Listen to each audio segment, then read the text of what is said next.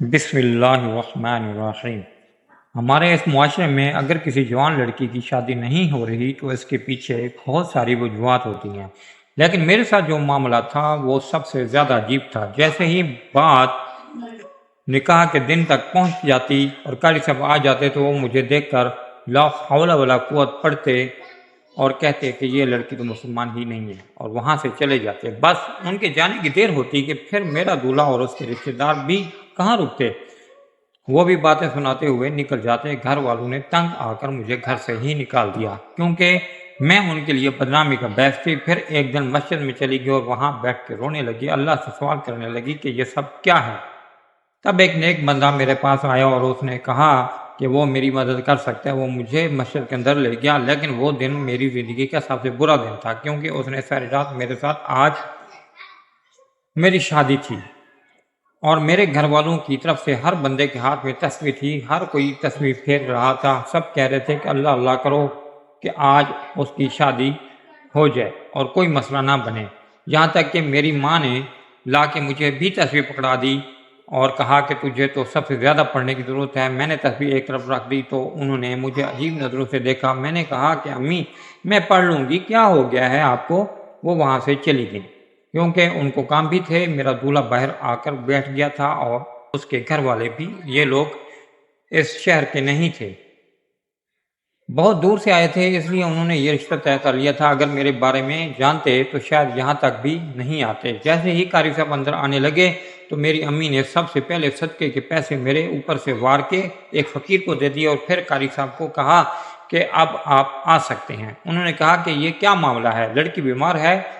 تو میری ماں نے کہا کہ جی بیمار ہے، اس لیے صدقہ اتارا ہے۔ وہ آ کر بیٹھ گیا اور انہوں نے مجھے ایک نظر غور سے دیکھا تو کہنے لگے کہ اس کا نکاح ہے نا آج؟ میری امی نے کہا کہ جی اسی کا نکاح ہے آج، آپ بسم اللہ کریں، لڑکی کی طرف سے نکاح شروع کرنے کی اجازت ہے، آپ شروع کریں۔ انہوں نے کہا کہ کیا خاک شروع کروں، اس لڑکی کا نکاح میں نہیں پڑھا سکتا۔ یہ بات سن کر سب لوگ حیران تو ہوئے پر اتنے زیادہ نہیں کیونکہ یہ بات پہلی دفعہ نہیں سنی تھی۔ ان قاری صاحب کو بہت دور والی مسجد سے اٹھا کر لائے تھے کیونکہ نزدیک والی مسجد کے قاری صاحب تو ہمارے گھر میں پاؤں بھی نہ رکھتے۔ میری امی نے کہا کہ کیوں، کیا ہو گیا آپ کو، آپ ایسا کیوں کہہ رہے ہیں؟ انہوں نے کہا انہوں نے میرے بابا کی طرف دیکھا اور ان سے آہستہ سے پوچھا کہ قاری صاحب کو پیسے نہیں دیے؟ تو وہ کہنے لگے کہ قاری ہے، کوئی قانونی نوکر نہیں ہے جو چپ چاپ رشوت لے لیتا اور اس نے پیسے لینے سے انکار کر دیا ہے۔ میری امی نے اپنا سر پکڑ لیا، انہوں نے کہا کہ اس لیے تم لوگ مجھے رشوت دے رہے تھے؟ اس لڑکی کا تو نکاح ہو ہی نہیں سکتا کیونکہ یہ تو مسلمان ہی نہیں ہے۔ اس بات پر سب لوگ حیران رہ گئے اور میری امی نے کہا کہ ارے ایسے کیسے مسلم ہے، ہمارے گھر میں پیدا ہوئی ہے، میرے شوہر کا نام محمد سلیم خان ہے، میرا نام سہرا بانو ہے، ہم لوگ مسلمان ہیں، سنی ہیں ہم لوگ۔ قاری صاحب نے کہا کہ یہ تو تم لوگ جانو پر میں اس لڑکی کا نکاح نہیں کروا سکتا۔ وہ لا حول ولا قوت پڑھتے ہوئے وہاں سے چلے گئے اور جب باہر نکلے تو ظاہر ہے باہر بیٹھے میرے ہونے والے سسرالیوں نے بھی یہ منظر دیکھا اور ان کو جب دیکھا تو وہ بھی وہاں سے چلتے بنے۔ میرے بابا ان کو روکتے رہ گئے، دراصل یہ پہلی دفعہ نہیں ہوا تھا، اس سے پہلے بھی 2 دفعہ ہو چکا تھا۔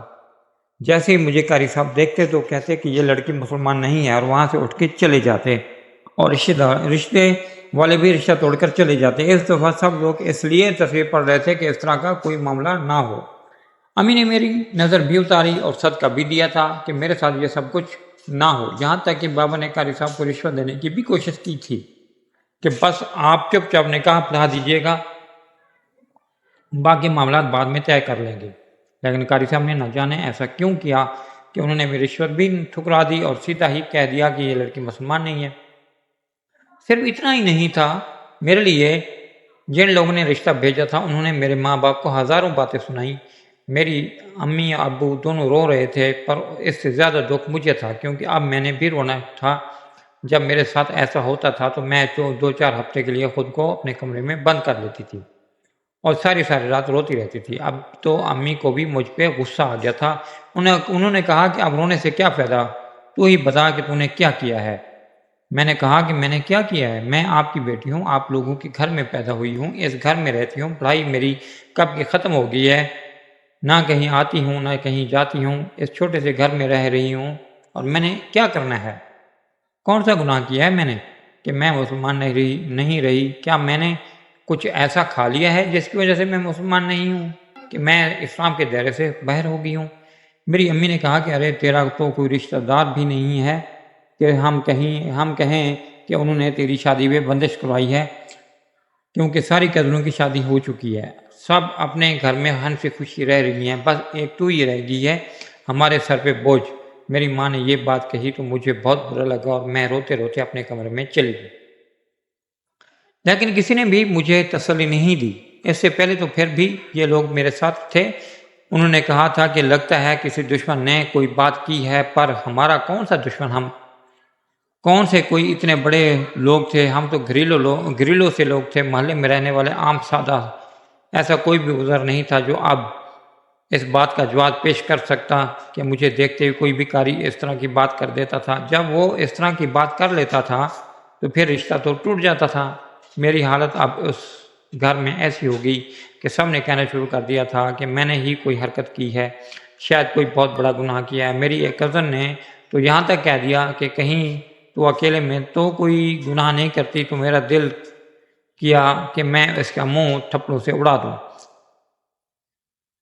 اس نے مجھے ایسی لڑکی سمجھ رکھا تھا کہ اب وہ میرے بارے میں نہیں جانتی تھی۔ میں تو اس خاندان کی سب سے اچھی لڑکی، ہاں بس ایک ہی دکھتی رات تھی میری کہ میں امیر ہونا چاہتی تھی، مجھے پیسوں سے بہت محبت تھی۔ میں کہتی تھی کہ پیسوں سے دنیا کی کوئی بھی خوشی، کوئی بھی چیز خریدی جا سکتی، اس لیے بس ایک یہی خواب تھا میرا۔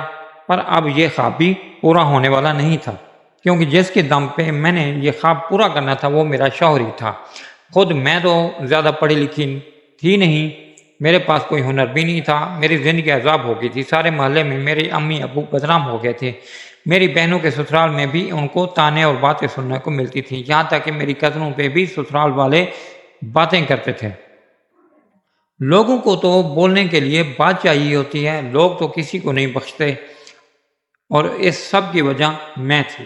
سارے خاندان کو مجھ سے نفرت ہو گئی تھی، رشتے والے رشتہ توڑ کے چلے گئے، محلے والے باتیں سنا کے چلے گئے، قاری صاحب نے الگ سب کو میرے بارے میں شکی کر دیا، اور میں اپنے کمرے میں بیٹھی رو رہی تھی۔ بڑے شوق اور چاؤ سے دلہن بنی تھی، لیکن اب اپنے زیور اتار رہی تھی تو بہت برا لگ رہا تھا۔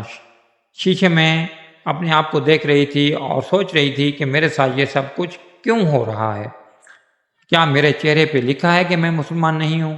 مجھے تو کسی نے کھانا بھی نہیں پوچھا، کھانا تو دور، پانی بھی نہیں پوچھا، کوئی میرے کمرے میں نہیں آیا، مجھے کسی نے تسلی نہیں دی، میری بہنوں نے بھی نہیں۔ میں سب سے چھوٹی تھی، پہلے اس گھر کی لاڈلی تھی، لیکن اچانک سے یہ میری اوقات بالکل صفر ہو گئی تھی۔ مجھے نہیں پتا تھا کہ میں اتنی بری ہوں، مجھ سے یہ لوگ اتنی نفرت کرتے ہیں۔ بس اگلا دن میری زندگی کا اس سے بھی زیادہ برا دن تھا، کیونکہ اس دن جو میرے بابا کے ساتھ ہوا وہ بہت عجیب تھا۔ لوگوں نے میرے بابا کا راستہ روک لیا اور ان کو کہنے لگے کہ آپ کو یہ محلہ خالی کر کے جانا ہوگا، اگر آپ اس محلے سے نہیں گئے تو ہم آپ کے گھر کو آگ لگا دیں گے، کیونکہ آپ کی وجہ سے ہمارے محلے کی بدنامی ہو رہی ہے، اور آپ کی بیٹی کی وجہ سے ہماری لڑکیاں خراب ہو رہی ہیں۔ میرے بابا ایک سرکاری ملازم رہ چکے تھے، بہت ہی شریف اور اچھے آدمی تھے۔ آج سارے محلے والے ان کے منہ کے آ کے کھڑے ہو گئے تھے اور کہنے لگے کہ اس محلے سے نکل جاؤ۔ یہ صدمہ ان کے لیے بہت برا تھا، یہ بے عزتی بہت زیادہ تھی، وہ بہت پریشان ہوئے، گھر آئے تو رو پڑے۔ میں نے اپنے باپ کو پہلی دفعہ ایسے پھوٹ پھوٹ کے روتے ہوئے دیکھا، مجھے بہت برا لگا۔ انہوں نے کہا کہ ساری عمر لگ جاتی ہے، زندگی بھر کی محنت لگ جاتی ہے، عزت کمانے میں اور گنوانے میں صرف ایک پل لگتا ہے، اور اس لڑکی کی وجہ سے یہ سب کچھ ہو رہا ہے۔ یہ لڑکی ہم سب کو لے کے بیٹھ گئی ہے۔ میرے بابا کی طبیعت خراب ہونے لگی، انہوں نے اپنے دل پہ ہاتھ رکھ لیا، انہوں نے کہا کہ اس کو یہاں سے نکال دو، اس کو اس گھر سے نکال دو، نہیں تو ہم سب کو یہاں سے جانا پڑے گا۔ مجھے میری ماں نے ہاتھ جوڑ کے کہا کہ بے شرم ابھی بھی یہاں کھڑی ہے، نکل کیوں نہیں جاتی؟ یہاں سے دفع ہو جا، یہاں سے نکل جا۔ اس گھر سے مجھے لگا کہ غصے میں کہہ رہی ہے، لیکن وہ سنجیدہ تھی اور سیدھا یہی کہہ رہی تھی کہ بس تو اس گھر سے نکل جا۔ میں اپنے کمرے میں گئی، اپنا تھوڑا بہت سامان اٹھایا، مجھے لگا کہ یہ لوگ مجھے روکیں گے، پر جب میں جا رہی تھی تو کسی نے مجھے نہیں روکا۔ جب میں نے باہر قدم رکھا تو ان لوگوں نے دروازہ پٹک کے مارا، مجھے ایسے لگا کہ بس سب کچھ ختم ہو گیا، مجھے میرے گھر سے نکال دیا گیا۔ بھلا میرا قصور کیا تھا؟ مجھے وہ دن یاد ہے جب پہلی دفعہ میرے لیے رشتہ آیا تھا۔ سب لوگ بہت خوش ہوئے تھے۔ میرے بابا نے کہا تھا کہ میری سب سے چھوٹی بیٹی ہے، میں اس کی شادی بہت دھوم دھام سے کروں گا، اور انہوں نے تقریباً اپنی ساری جمع پونجی لگا کے کل انتظام کیے تھے۔ لیکن عین وقت پہ جب قاری صاحب کا کمرے کے اندر آئے تو انہوں نے کہا کہ دستخط کروانے کا وقت ہے، تو انہوں نے مجھے ایک نظر دیکھا اور کہا کہ یہ لڑکی تو مسلمان ہی نہیں ہے، اور وہاں سے اٹھ کر چلے گئے۔ سب لوگ حیران ہو گئے اور ان کو روکنے لگے، کہنے لگے کہ قاری صاحب یہ آپ کیسی باتیں کر رہے ہیں، ایسا کیسے ہو سکتا ہے، یہ تو ہماری بیٹی ہے، ہم لوگ سنی ہیں۔ پھر سے وہی سب کچھ بولنے لگے، لیکن قاری صاحب نے کہا کہ توبہ توبہ، کیسے کیسے لوگ ہیں اس دنیا میں، اسلام کا مذاق بنا رکھا ہے ان لوگوں نے۔ اور پھر قاری صاحب نے صرف اتنا ہی نہیں کیا بلکہ باہر جا کے یہ بات لڑکے والوں کو بھی بتا دی، اور وہ تو وہاں سے فوراً بھاگ گئے۔ سب نے کہا کہ اس لڑکی نے ضرور کوئی گناہ کیا، یہ گناہ گار ہے، اس کے چہرے پہ کوئی نور ہی نہیں ہے، کہیں اس نے چپکے سے اپنا مذہب تو نہیں بدل لیا۔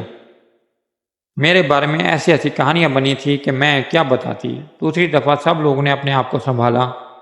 پہلی دفعہ جب میرے ساتھ یہ سب کچھ ہوا تھا، سب نے مجھے ہی تسلی دی تھی، سب لوگ میرے ساتھ کھڑے تھے۔ لیکن دوسری دفعہ شادی کی بات ہوئی تو سب نے اپنے آپ کو سنبھالا اور کہا کہ اچھی جگہ رشتہ کریں گے، اس دفعہ کوئی بہتری ہو جائے گی۔ کچھ بھی ہوتا ہے تو اس کے پیچھے اللہ کی مصلحت ہوتی ہے۔ اور میں بھی 5 وقت کی نماز ادا کرتی تھی، قرآن پڑھتی تھی، پھر ایسے کیسے کوئی مجھے کہہ سکتا تھا کہ میں مسلمان نہیں تھی۔ پر دوسری دفعہ بھی یہ سب کچھ ہوا تو سب لوگ خاموش ہو گئے تھے۔ میری امی آئی تھی مجھے تسلی دینے، لیکن باقی سب لوگوں کے منہ بنے ہوئے تھے۔ اور اب تیسری دفعہ یہ ہوا تو ان لوگوں نے مجھے گھر سے ہی نکال دیا۔ گھر سے نہ نکالتے تو کیا کرتے؟ شاید وہ لوگ مجھ سے تنگ آ گئے تھے۔ وہ مجھ پہ اپنی زندگی بھر کی جمع پونجی بھی لگا چکے تھے، اور پورے محلے میں بدنامی کا باعث بھی میں بنی تھی۔ آج جو میرے بابا کے ساتھ ہوا، اس کے بعد میں سمجھ سکتی ہوں کہ وہ یہ نہ کرتے تو اور کیا کرتے۔ میری بہنیں اپنے گھر والی تھیں، لیکن ان کے گھر والوں کو اگر باتیں کرنے کا موقع ملتا تو ان کی زندگی خراب ہوتی۔ میری 4 بہنیں تھیں جن کی شادی میرے بابا نے بڑی مشکل سے کی تھی، اور میری شادی تو 3 دفعہ کروائی تھی۔ بابا بہت مقروض ہو چکے تھے، ان کے پاس اب 1 روپیہ نہیں تھا۔ ایسے میں مجھے اپنے گھر میں رکھ کے وہ مزید عذاب نہیں لینا چاہتے تھے۔ میں روتی باہر تو نکل گئی، لیکن کہاں جاتی، کسی رشتہ دار کے گھر بھی نہیں جا سکتی تھی۔ وہ تو کبھی بھی مجھے اپنے گھر میں نہ گھساتے۔ جب اپنوں نے ہی گھر سے نکال دیا تو پھر رشتہ دار میرا ساتھ کیسے دیتے؟ یہ سب کچھ ہوا بھی تو رشتہ داروں کی وجہ سے ہی تھا۔ شاید انہی کی نظر لگتی تھی مجھے، لیکن کیا نظر اتنی بری ہوتی ہے کہ آپ کو آسمان سے اٹھا کر پھینک دے؟ نہیں، ایسا کیوں نہیں ہوتا۔ مجھے مسجد نظر آئی، رات کا ٹائم تھا، مسجد میں کوئی بھی نہیں تھا۔ اللہ کے گھر سے زیادہ محفوظ جگہ اور کیا ہو سکتی ہے؟ میں جا کے سیڑھیوں پہ بیٹھ گیا اور رونا شروع کر دیا۔ میرا دماغ بالکل خالی ہو گیا تھا۔ مجھے نہیں پتا تھا کہ میں نے کیا کرنا ہے اور کیا نہیں کرنا، کہاں جانا ہے، صبح ہو گئی تو کہاں جاؤں گی، کیا ساری رات یہیں بیٹھی رہوں گی؟ میں کچھ بھی نہیں سوچ رہی تھی۔ اب تو میری آنکھوں سے آنسو ایسے نکل رہے تھے جیسے بارش ہوتی ہے۔ شاید یہ رونا میرا نصیب اور مقدر بن گیا تھا۔ کوئی بھی نہیں تھا جس سے میں مدد مانگ سکتی تھی۔ کون تھا جو میری مدد کرتا؟ جب اچانک کسی نے میرے کندھے پہ ہاتھ رکھا تو میں چونک کر اس کی طرف متوجہ ہوئی۔ جب میں نے دیکھا تو حیران رہ گئی کہ وہ کون تھا۔ میں نے پلٹ کر دیکھا، وہ کوئی بزرگ تھے۔ ان کے چہرے پہ بہت لمبی داڑھی تھی، وہ بھی سفید کلر کی، اور انہوں نے ایک کالی چادر سے خود کو لپیٹا ہوا تھا۔ سر پہ مومنوں والی ٹوپی بھی پہن رکھی تھی۔ میرے دل میں پہلا خیال یہی آیا کہ شاید یہ اس مسجد کے امام ہیں۔ وہ میرے سر پہ ہاتھ رکھ کے پوچھنے لگے کہ بیٹی کیوں رو رہی ہو؟ جیسے ہی میں نے چہرہ ان کی طرف کیا تو وہ 2 قدم پیچھے ہٹ گئے۔ انہوں نے کہا کہ اوہو، تم نے تو بہت بڑا گناہ کیا ہے۔ میں نے کہا کہ کون سا گناہ؟ آپ بھی بتائیں میں نے کون سا گناہ کیا ہے؟ میں اللہ کے گھر میں بیٹھی ہوں، مجھے خدا کی قسم ہے میں نے کوئی گناہ نہیں کیا۔ میں تو 5 وقت کی نماز بھی ادا کرتی ہوں، قرآن شریف کی تلاوت بھی کرتی ہوں، رمضان آتا ہے تو روزے بھی رکھتی ہوں، اپنے بڑوں کی عزت کرتی ہوں۔ آج مجھے میرے گھر والوں نے گھر سے نکال دیا، لیکن میں نے ان کو اف تک نہیں کی۔ کتنا برا کیا انہوں نے میرے ساتھ۔ میں ایک جوان خوبصورت لڑکی اور انہوں نے مجھے باہر نکال دیا۔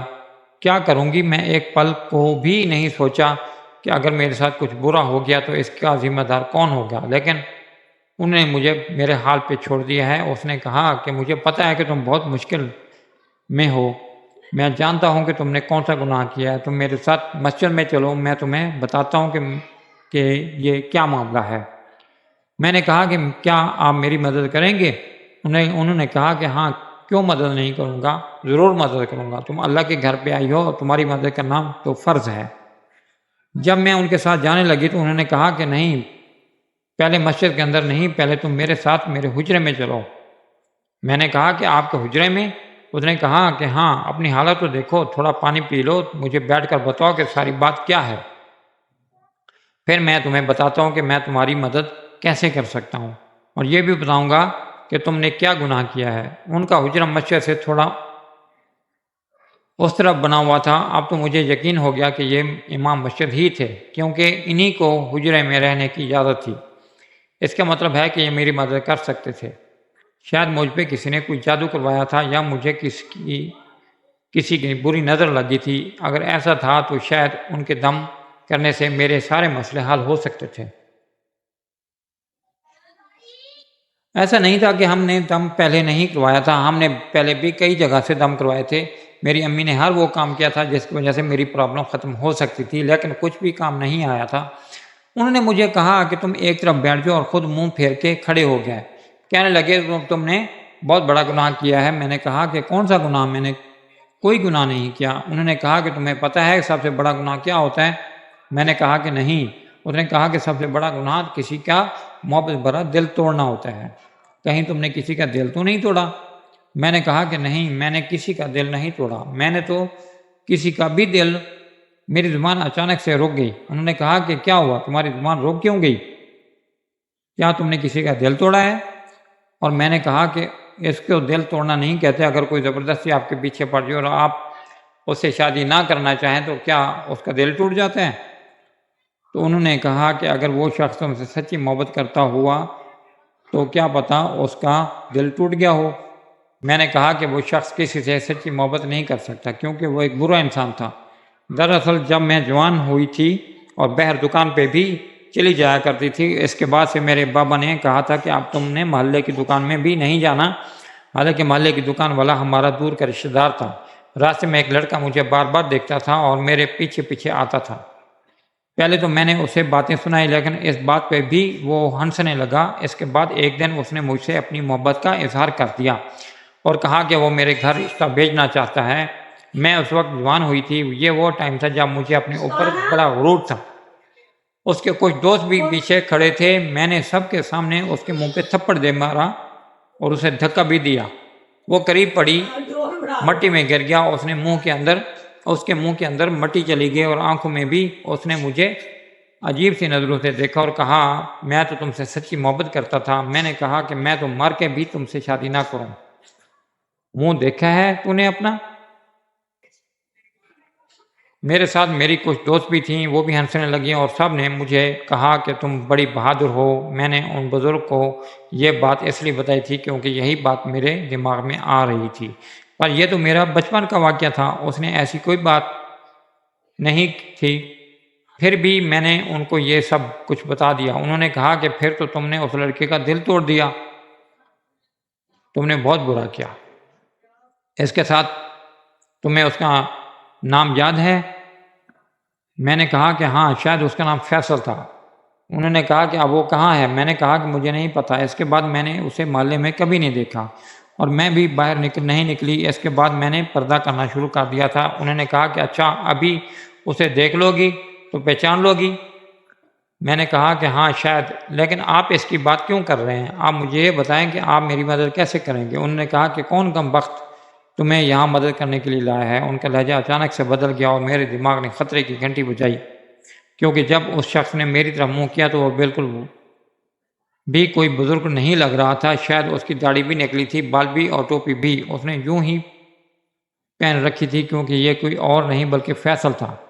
اس بات کو 7 سال ہو گئے تھے، میں نے اسے 7 سال بعد دیکھا تھا۔